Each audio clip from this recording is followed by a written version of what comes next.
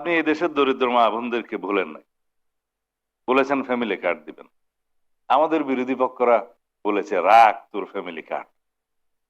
এখন তারাই প্রতিযোগিতা করছে ফ্যামিলি কার্ড কবে দিবেন।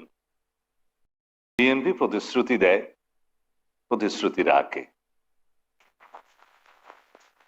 নির্বাচনী ইশতেহার ঘোষণা করে, বাস্তবায়ন করে। 31 দফা দেয়, 32 দফা পর্যন্ত পূরণ করে। এর নাম বিএনপি।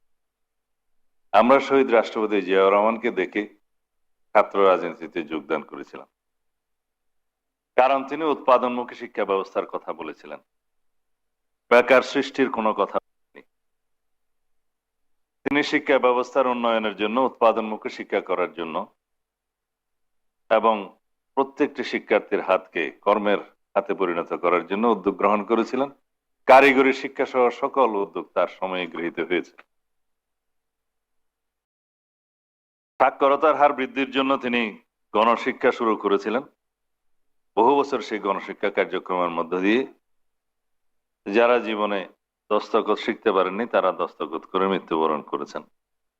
শিক্ষার হার বেড়েছিল। আমার নেত্রী, দেশনেত্রী বেগম খালেদা জিয়া এই বেসরকারি শিক্ষকদের মর্মবেদনা বুঝে তাদের জন্য অবসরকালীন এই ভাতার প্রচলন করেন। শিক্ষক কল্যাণ ট্রাস্ট তো আছেই। আজকে আমি শিক্ষা সচিবের কাছে শুনলাম যে একজন কমপক্ষে খুব সম্ভবত 6 থেকে 7 লাখ টাকা করে এই অবসর সুবিধা পাবে। 5, 6, 7 লাখ এভাবে। এটা একজন দরিদ্র স্কুল শিক্ষকের জন্য, যিনি গ্রামে বসে আছেন, সেটা অনেক বেশি মাইনে রাখে। এবং বাড়িতে বসে ব্যাংক অ্যাকাউন্টে ইভাইস প্লাস প্লাসে ডিজিটালাইজ পদ্ধতিতে তার টাকা তার ব্যাংক অ্যাকাউন্টে ঢুকছে। 1 টাকাও কোথাও উৎকুচ দিতে হবে না। আপনি বাস্তবায়ন করেছেন। অনেকে গতকালকে বলছে আগামী 2 দিন পর তো সরকারের 180 দিন পূর্ণ হবে, আপনারা কি কি বাস্তবায়ন করেছেন এগুলো দেখে যান বাস্তবায়ন। এটা আমাদের ইশতেহারে ছিল না। এটা 32 নম্বর।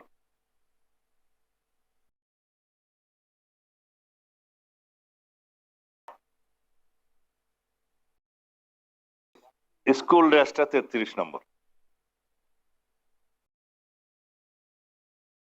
মানে প্রধানমন্ত্রী, আমি আপনার প্রশংসা করতে চাই না, জাতি প্রশংসা করবে, কিন্তু আমি স্মরণ করিয়ে দিতে চাই, আপনি দায়িত্ব নেওয়ার আগেই যে সমস্ত প্রতিশ্রুতি দিয়েছেন, ইশতেহারে নিয়ে এসেছেন, পরিকল্পনা বলেছেন, আই হ্যাভ এ প্ল্যান, আমরা সবাই বলেছি উই হ্যাভ এ প্ল্যান। আপনি কৃষকদের কাছে কথা রেখেছেন, তাকে আপনি কৃষক কার্ড দেওয়া শুরু করেছেন, যার মাধ্যমে তার উন্নত মানের কৃষি পদ্ধতি সে অবলম্বন করতে পারবে, আবহাওয়া রিপোর্ট পাবে এবং ন্যায্য মূল্যে কৃষি উপকরণ সহ সার বীজ পাবে। সেটা আপনি আগামী 5 বছরের ভিতরে পূর্ণাঙ্গভাবে বাস্তবায়ন করবেন, আমরা বিশ্বাস করি, আশাও করি। আপনি এই দেশের দরিদ্র মা বোনদেরকে ভুলেন নাই, বলেছেন ফ্যামিলি কার্ড দিবেন। আমাদের বিরোধী পক্ষরা বলেছে রাখ তোর ফ্যামিলি কার্ড। এখন তারাই প্রতিযোগিতা করছে ফ্যামিলি কার্ড কবে দিবেন। মা বোনরা ফ্যামিলি কার্ড পেয়েছে, আপনি শুরু করেছেন। আমাদের আর্থিক সংগতির সাথে মিল রেখে ইনশাআল্লাহ আমরা পূর্ণাঙ্গভাবে আগামী 4-5 বছরের মধ্যে এদেশের সকল মা বোনদের হাতে ফ্যামিলি কার্ড পৌঁছে দেব।